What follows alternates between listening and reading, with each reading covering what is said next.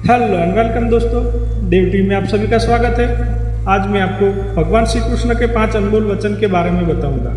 हिंदू धर्म में श्री कृष्ण को भगवान विष्णु का अवतार माना गया है। द्वापर युग में देवकी और वासुदेव के घर जन्मे श्री कृष्ण ने महाभारत युद्ध के दौरान अर्जुन को गीता का ज्ञान दिया था।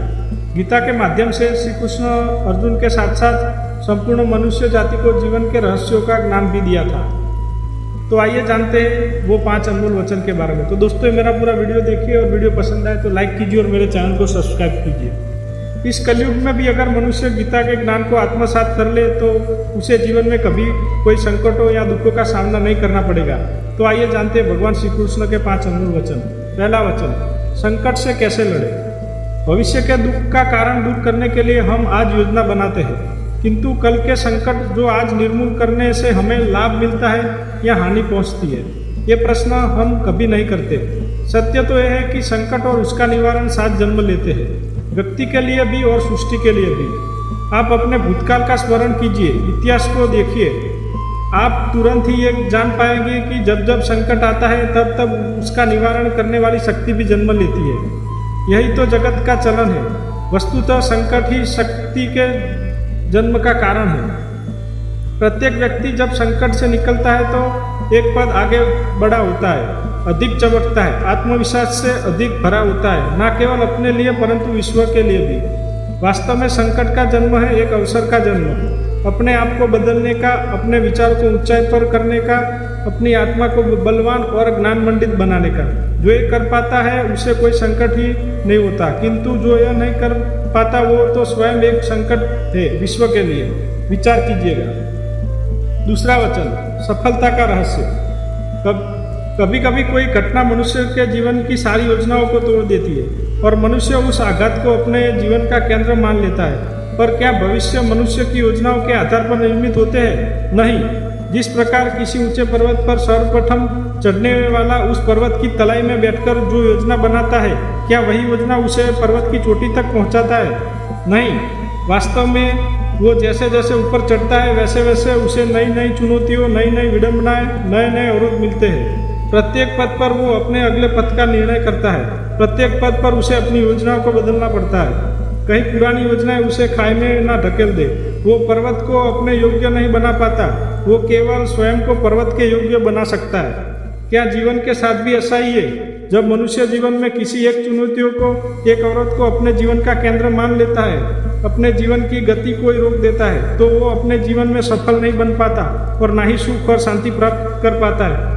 अर्थात जीवन को अपने योग्य बनाने के बदले स्वयं अपने जीवन के योग्य बनाना ही सफलता और सुख का एकमात्र मार्ग नहीं। तीसरा वचन, सही निर्णय कैसे ले। जीवन का हर क्षण निर्णय का क्षण होता है। प्रत्येक पद पर किसी दूसरे पद के बारे में कोई निर्णय करना ही पड़ता है और निर्णय अपना प्रभाव छोड़ जाता है। आज किए गए निर्णय भविष्य में सुख अथवा दुख निर्मित करते हैं, न केवल अपने लिए, अपने परिवार के लिए, आने वाली पीढ़ियों के लिए। जब कोई दुविधा सामने आती है तो मन व्याकुल हो जाता है, अनिश्चय से भरा जाता है। निर्णय का वो क्षण युद्ध बन जाता है और मन बन जाता है युद्ध भूमि। अधिकतर निर्णय हम दुविधा का उपाय करने के लिए नहीं, केवल मन को शांत करने के लिए लेते हैं। पर क्या कोई दौड़ते हुए भोजन कर सकता है? नहीं। तो क्या युद्ध से जूझता हुआ मन कोई योग्य निर्णय ले पाएगा? वास्तव में शांत मन से जब कोई निर्णय करता है तो अपने लिए सुखद भविष्य बनाता है, किंतु अपने मन को शांत करने के लिए जब कोई निर्णय करता है तो वो व्यक्ति भविष्य में अपने लिए कांटों भरा वृक्ष लगाता है। स्वयं विचार कीजिएगा। चौथा वचन, आत्मविश्वास की ताकत। जीवन में आने वाले संघर्ष को लिए जब मनुष्य स्वयं को योग्य नहीं मानता, जब उसे अपने ही बल पर विश्वास नहीं रहता, तब वो सब गुणों को त्याग कर दुर्गुणों को अपनाता है। वस्तुतः मनुष्य के जीवन में दुर्जनता जन्मती ही तब लेती है जब उसके अंतर में आत्मविश्वास नहीं होता। आत्मविश्वास ही अच्छाई को धारण करता है। ये आत्मविश्वास है क्या?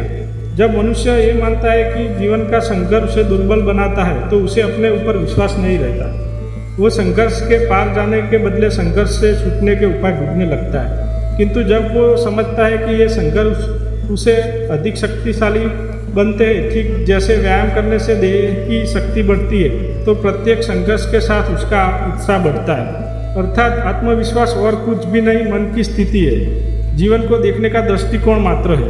और जीवन का दृष्टिकोण तो मनुष्य के अपने वश में होता है, तो इसके ऊपर स्वयं विश्वास कीजिएगा। 5वां वचन, बच्चों की परवरिश कैसे करें। पिता सदा ही अपने संतान के सुख की कामना करते हैं, उनके भविष्य की चिंता करते रहते हैं। इसी कारण वह सदा ही अपने संतान के भविष्य का मार्ग स्वयं निश्चित करने के प्रयत्न करते रहते हैं। जिस मार्ग पर पिता स्वयं चलता है, जिस मार्ग के कंकड़ पत्थर को स्वयं देखा है, मार्ग की छाया, मार्ग की भूख को स्वयं जाना है, उसी मार्ग पर उसका पुत्र भी चले, यही इच्छा रहती है हर पिता की। निसंदेह उत्तम भावना है, किंतु 3 प्रश्नों के ऊपर विचार करना हम भूल जाते हैं। पहला प्रश्न, क्या समय के साथ प्रत्येक मार्ग बदल नहीं जाते? क्या समय सदा ही नई चुनौतियों को लेकर नहीं आता? तो फिर बताई हुई समय के अनुभव नई पीढ़ी को किस प्रकार लाभ दे सकते हैं? दूसरा प्रश्न, क्या प्रत्येक संतान अपने माता पिता की छवि होता है? हाँ, संतानों को संस्कार तो अवश्य माता पिता देते हैं, किंतु भीतर की क्षमता तो ईश्वर देते हैं। तो जिस मार्ग पर पिता को सफलता मिली है, तो विश्वास कि उसी मार्ग पर उसके संतानों को भी सफलता और सुख प्राप्त होगा। तीसरा प्रश्न, क्या जीवन के संघर्ष और चुनौतियां लाभकारी नहीं होती? क्या प्रत्येक नया प्रश्न नए उत्तर का द्वार नहीं खोलता?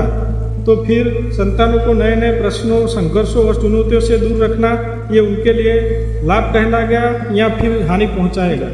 अर्थात जिस प्रकार संतान के भविष्य का निर्माण करने के बदले उसके चरित्र का निर्माण करना श्रेष्ठ है, वैसे ही संतानों के जीवन का मार्ग निश्चित करने के बदले उन्हें नए संघर्ष के साथ जूझने के लिए मनोबल व ज्ञान अधिक लाभदायक नहीं होगा। तो दोस्तों, ये थे भगवान श्री कृष्ण के 5 अनमोल वचन। तो मेरा पूरा वीडियो पसंद आया तो लाइक कीजिएगा और मेरे चैनल को सब्सक्राइब कीजिएगा। जय श्री कृष्णा।